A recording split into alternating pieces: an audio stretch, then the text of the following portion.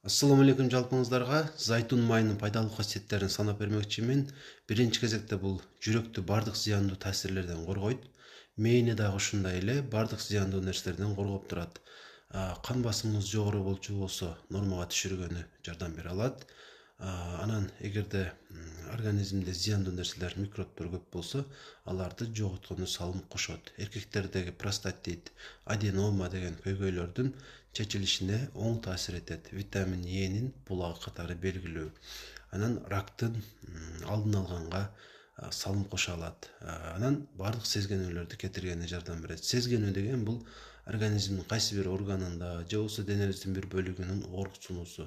Ушундай ооруксунулорду кетиргенге оң таасир эте алат. Кантип колдонобуз?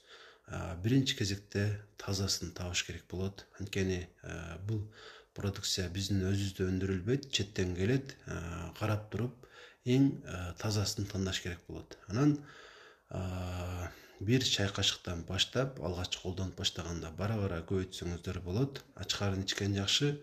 Ачкарын ичиңиздер деп айтып калабыз көп нерсени. Мунун себеби эч нерсе жокто, жалгыз өзү сиңген убакта анын таасири көбүрөөк болот. Ошол максатта дайым ачкарын сунуштап калабыз. Көпчүлүк ушундай пайдалуу табигый азыктарды сунуштаган учурда.